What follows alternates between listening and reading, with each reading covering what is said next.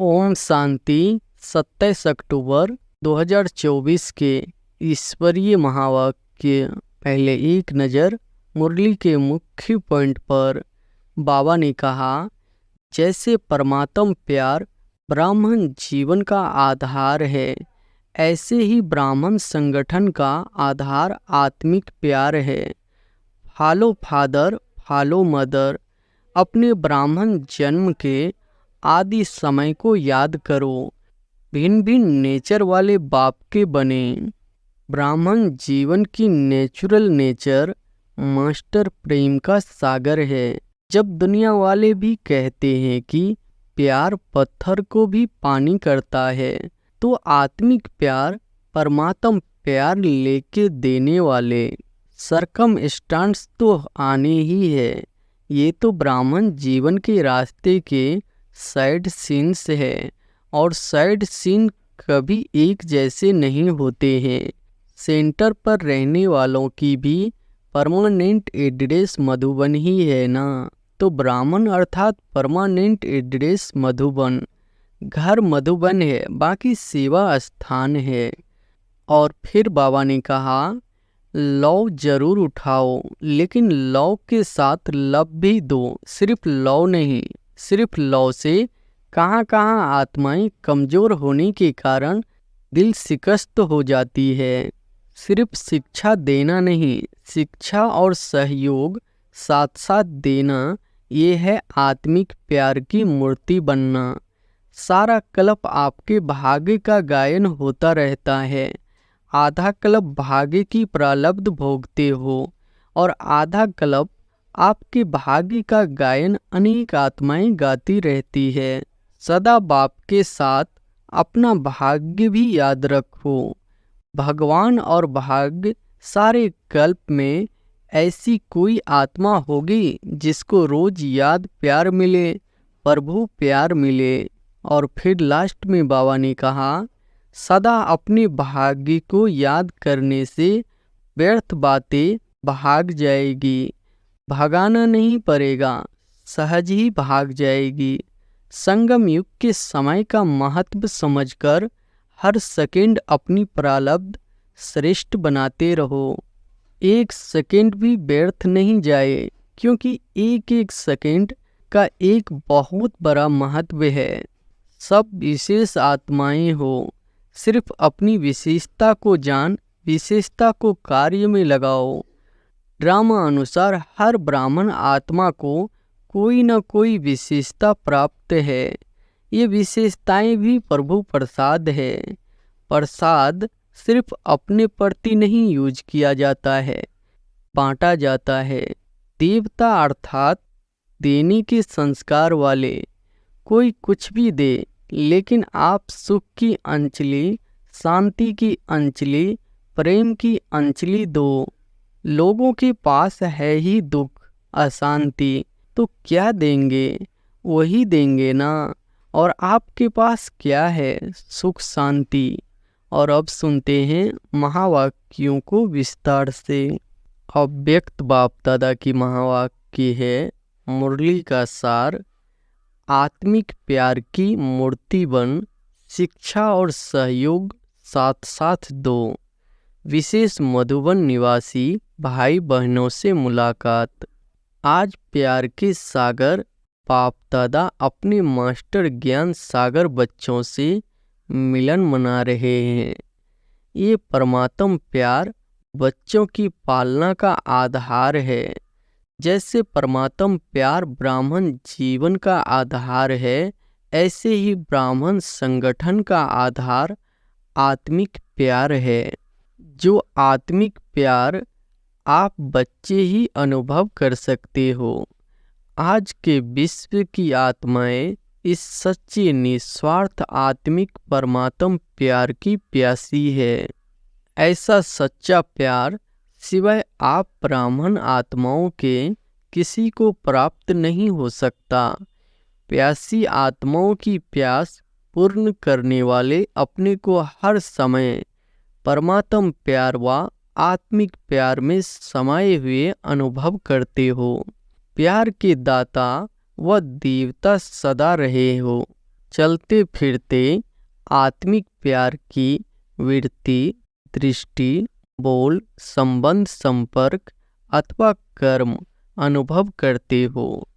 कैसी भी आत्मा हो, लेकिन आप ब्राह्मणों की नेचुरल वृत्ति ब्राह्मण नेचर बन गई है, बनना ही पड़ती है या बन गई है। Follow father, follow mother. अपने ब्राह्मण जन्म के आदि समय को याद करो। भिन्न भिन्न नेचर वाले बाप के बने। प्यार के सागर बाप ने एक ही प्यार के सागर के स्वरूप की अनादि नेचर से अपना बना लिया ना। अगर आप सबकी भिन्न भिन्न नेचर देखते हो तो अपना बना सकते, तो अपने से पूछो मेरी नेचुरल नेचर क्या है। किसी को भी कमजोर नेचर, वास्तव में ब्राह्मण जीवन की नेचुरल नेचर मास्टर प्रेम का सागर है। जब दुनिया वाले भी कहते हैं कि प्यार पत्थर को भी पानी करता है, तो आत्मिक प्यार, परमात्म प्यार लेके देने वाले भिन्न भिन्न नेचर को परिवर्तन नहीं कर सकते। कर सकते हैं या नहीं? पीछे वाले बोलो। जो समझते हैं कर सकते हैं वो एक हाथ उठाओ। बड़ा हाथ उठाओ, छोटा नहीं। सभी ने हाथ उठाया। अच्छा, मुबारक हो। फिर सरकम स्टांस आते हैं। सरकम स्टांस तो आनी ही है। ये तो ब्राह्मण जीवन के रास्ते के साइड सीन्स है। और साइड सीन्स कभी एक जैसे नहीं होते हैं। कोई सुंदर भी होती है, कोई गंदगी की भी होती है, लेकिन पार करना राही का काम है ना। कि साइड सीन बदलने की बात है।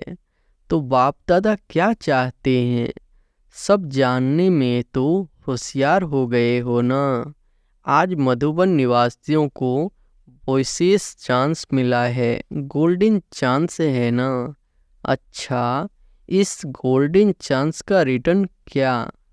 बड़े उमंग उत्साह से चांस लिया है। वैसे नीचे बैठने वाले भी मधुबन निवासी है। मधुबन निवासी भाई बहनों के अलावा अन्य सभी पांडव भवन में मुरली सुन रहे हैं। लेकिन आज सिर्फ ग्रुप को मिलने का चांस है। इतना इकट्ठा तो दूर दूर हो जाते हैं, इसलिए थोड़े थोड़े भाग बनाए हैं। बाकी है सभी मधुबन निवासी। जब सेंटर पर रहने वालों की भी परमानेंट एड्रेस मधुबन ही है ना, तो ब्राह्मण अर्थात परमानेंट एड्रेस मधुबन, घर मधुबन है, बाकी सेवा स्थान है। तो नीचे वाले ऐसे नहीं समझे कि आज हमको मधुबन निवासियों से निकाल लिया है। नहीं, आप सब मधुबन निवासी है। सिर्फ आपको सामने बाप दादा देखने चाहते हैं तो छोटे ग्रुप में देख सकते हैं। अभी देखो, पीछे देखने वाले भी इतने अस्पष्ट नहीं दिखाई देते हैं। ये नज़दीक वाले अस्पष्ट दिखाई देते हैं, लेकिन पीछे वाले दिल से दूर नहीं है, नीचे वाले भी दिल से दूर नहीं है। तो बाप दादा यही चाहते हैं कि वर्तमान समय परमान लव और लव का बैलेंस रखना पड़ता है, लेकिन लव और लव का बैलेंस मिलकर के लव नहीं लगे।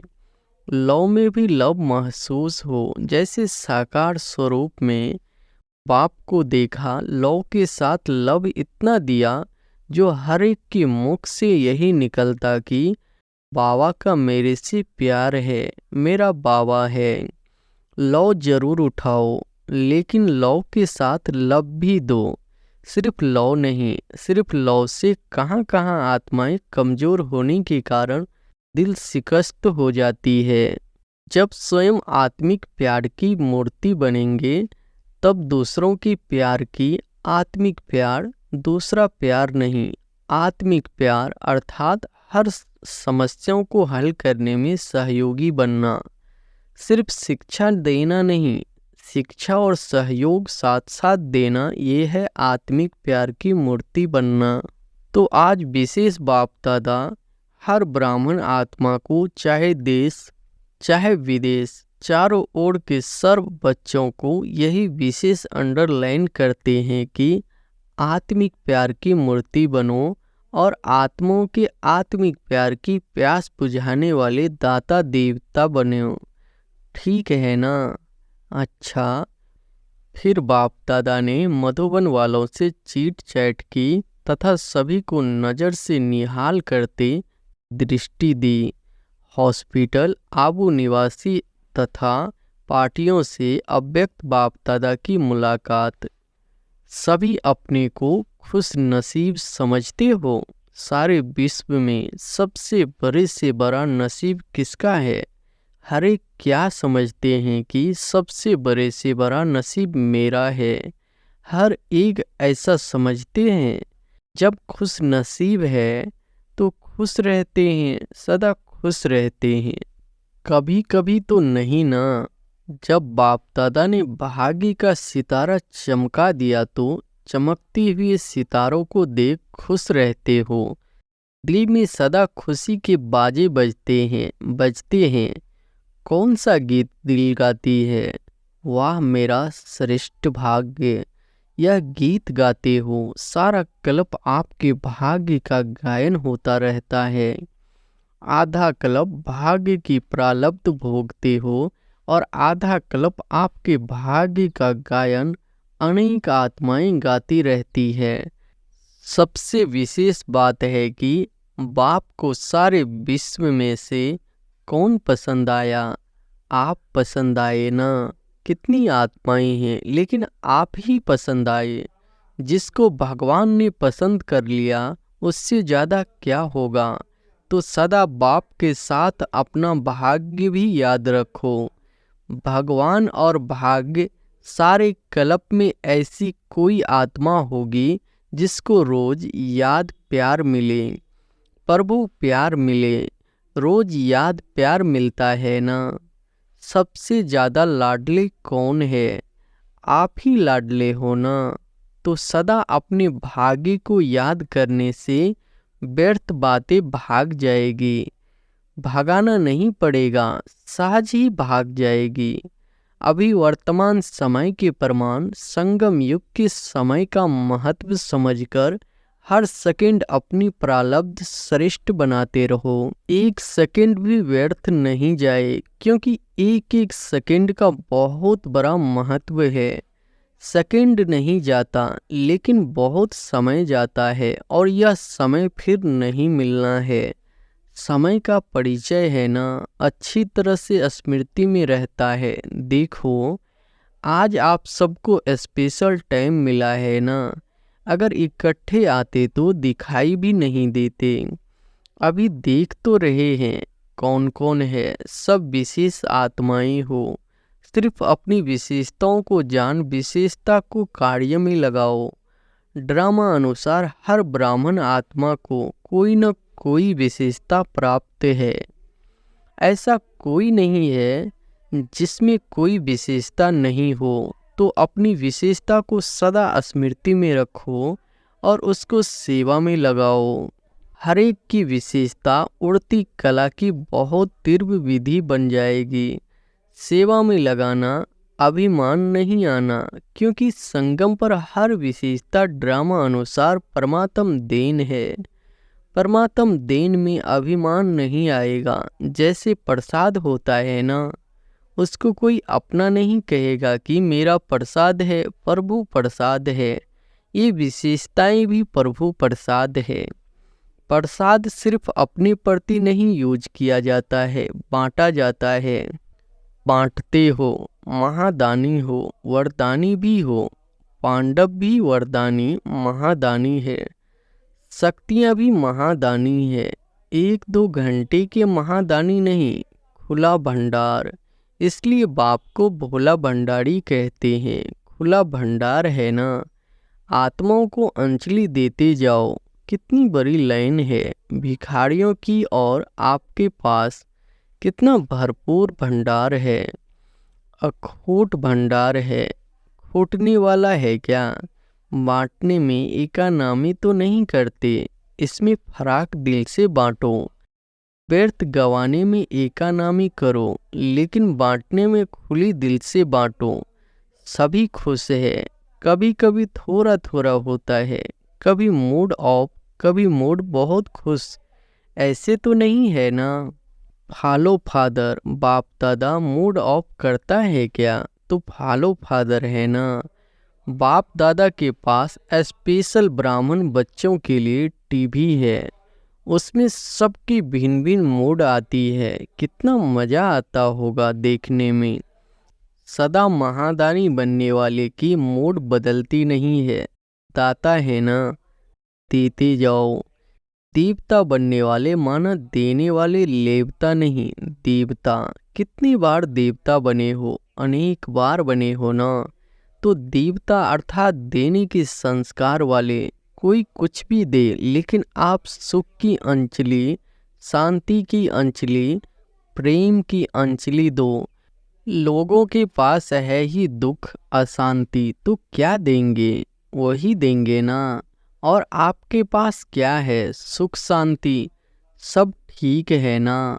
अच्छा, मिलन मनाया, ऐसे तो नहीं समझते हम तो अच्छे आए, स्पेशल आए हो। नज़दीक तो मधुबन के रह रहे हो, मधुबन का घेराव तो अच्छा किया है। हॉस्पिटल वाले भी सेवा अच्छी कर रहे हैं। शांतिवन के भी बहुत है। पार्टी वाले सिकिल अधे हैं, थोड़े हैं इसलिए सिकिल अधे हैं।